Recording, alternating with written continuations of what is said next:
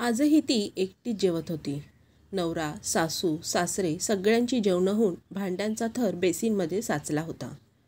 2 वर्षाच्या लेकराला तासभर मागे पळून 4 घास भरून झोपवलं होतं. दिवसभर काम आणि मुलामागे धावपळ करून करून कंबर दुखत होती. पायातून मुंग्या येत होत्या. अंगातील त्राण निघून गेल्यासारखं वाटून अशक्तपणा डोके वर काढत होता. काहीही न खाता फक्त शांत पडावंसं वाटत होतं, पण भांड्यांचा ढिगारा समोर दिसत होता. मुलासाठी 4 घास पोटात घालणं गरजेचेच होते. तसंही हे दुखणं रोजचंच होतं. कोणाला सांगायचं आणि कोण समजून घेणार होतं?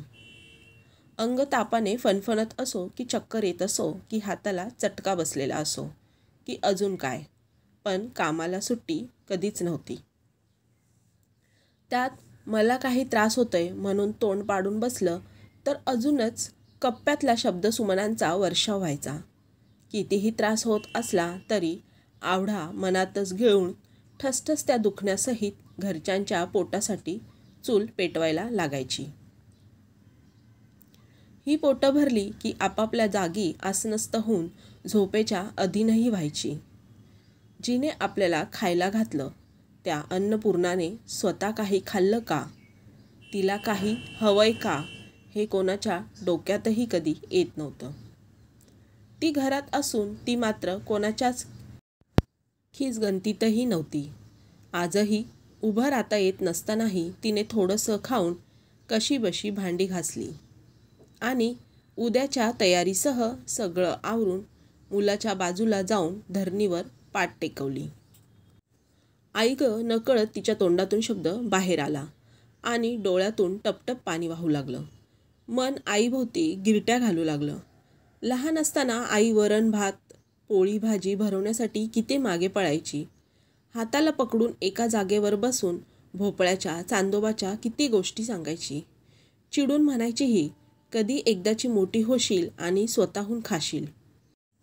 दिवस भुरकन उडत मी मोठी तर झाली, पण खाण्याचा त्रास आईमागचा सुटला नाही. हे नको, ते हवंय, ते असंच का, ते तसंच दे असं म्हणत तेव्हाही जेवणासाठी तिला खूप त्रास दिला. पण ती मायत शेवटी. जे मागेल ते करून दिलं. वेळप्रसंगी बाहेर जाऊन खायला पैसेही दिले, पण उपाशी कधी झोपूच दिलं नाही. एकदा मैत्रिणीशी खूप मोठं भांडण झालं म्हणून रुसून बसलेले आणि जेवत नव्हते. तेव्हाही आई म्हणाली, होती तू नाही खाल्लंस तर माझ्या घशातून घास उतरेल का गं राणी? तेव्हा मात्र मी तावातावात बोलले, होते माझं पोट, ते तुझं आहे का? तू तुझ्या पोटासाठी जेव, मी नाहीच जेवले तर उपाशीच राहशील का? ती काही न बोलता पाणी पिऊन ताटावरून उठली. मी तसंच तिचा हात पकडून खाली बसवलं. तिने 4 घास मला भरवले आणि मग स्वतः खाल्ले. त्या दिवसापासून आजपर्यंत कितीदा भूक नसली तरी मी जेवले, कारण ती उपाशी झोपू नये म्हणून. किती लहान सहान गोष्टीत ती मला जपायची. जेवण शिकताना हाताला थोडा जरी चटका बसला तरी ती हळहळायची. नको करू म्हटलं तरी का करतेस असं डोळ्यात पाणी आणून ओरडायची. जरा जरी अंग गरम लागलं तरी रात्रभर मांडीवर घेऊन बसायची. ती इतकं सोन्यासारखं जपूनही आपण मात्र तिलाच रागवायचो. तुला हे येतच नाही, तू अशीच आहेस, तशीच का नाहीस म्हणून घालून पाडून बोलायचो. ती नेहमी साठवलेल्या पैशातून स्वतःला साडी न घेता आपल्याला ड्रेस घ्यायची, पण तरीही काही कमी पडलं की मी लग्न होऊन सासरी गेल्यावरच तुला माझी किंमत कळेल असं उलट तिलाच ऐकवायचे. लग्नाची वेळ आली तेव्हा तीच जास्त खुश आणि तीच जास्त दुःखी होती. माझ्या पोटचा तुकडा, माझं काळीज मी तुम्हाला देते, तिला सोन्यासारखं जपा असं नवऱ्याच्या हातात हात देताना रडत होती. नवीन आयुष्याची सुरुवात करणाऱ्या मला तिच्या त्या वाक्यांचा अर्थ तेव्हा कळला नव्हता, पण हळूहळू चांगलाच उमगू लागला. नवरा किंवा बाकी सासरची माणसं कितीही प्रेमळ असली तरीही आईची जागा घेऊ शकत नाही. कधी जेवलीस किंवा का जेवली नाहीस म्हणून दटावून कोणी विचारत नाही. आज काय खायला हवं की तुला काय आवडतं कोणीही विचारत नाही. आई आज हेच हवं असा हट्ट करणारी मी आज मात्र इथे स्वतःच्या आवडीनिवडी विसरून सगळ्यांच्या आवडीनिवडी जपते. माझ्या कपड्यांची वस्तूंची सूत्रे आईच्या हातात सोपवणारी मी इथे सगळ्यांच्याच वस्तू हातात आणून देते. हे वेळेवरच का नाही झालं म्हणून चिडचिड करणारी मी इथे सगळ्यांच्या जेवणासहित औषधांच्या फिरण्याच्या वेळा पाळते. मी मात्र मला यात कुठेच दिसत नाही. किती दिवस झाले मी मलाच भेटली नाही. मला काय हवंय हे मलाच विचारणं जणू विसरूनच गेले मी. आता मी स्वतः एक आई झाले तेव्हा कळते आईचा जीव मुलासाठी कसा तिळतिळ तुटतो.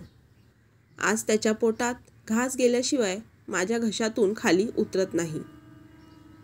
त्याच्या सुखापलीकडे मला काही वेगळं दिसतही नाही. पण घरात इतकी माणसं असूनही रोज एकटी जेवताना, अंग दुखत असताना, तापाने फणफणत असताना, आवडीचा पदार्थ करताना, कोणी मन दुखावलं असताना, माझी मलाच शोधत असताना तू मात्र चेहऱ्यासमोर येतेस. निराशेत डोक्यावर हात फिरवायला आणि आजारपणात मायेने तूप भात भरवायला कोणी नसतं तेव्हा एकच विचारावं वाटतं, तुला सोन्यासारखं जपलंस लेकीला, मग सासरी का पाठवलंस ग?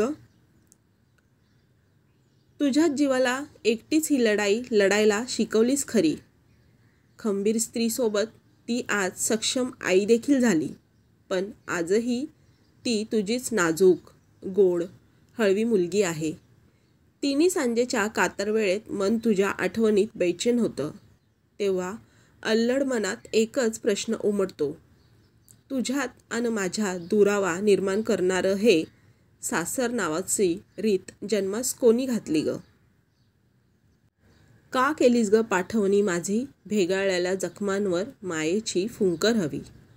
ओघळत्या अश्रूंनाही तुझ्या हातांची साथ हवी. कणखर शब्दांच्या सोबत प्रेमाची ओल हवी. सुखात हे आयुष्य सरण्या आई फक्त तुझी कूस हवी.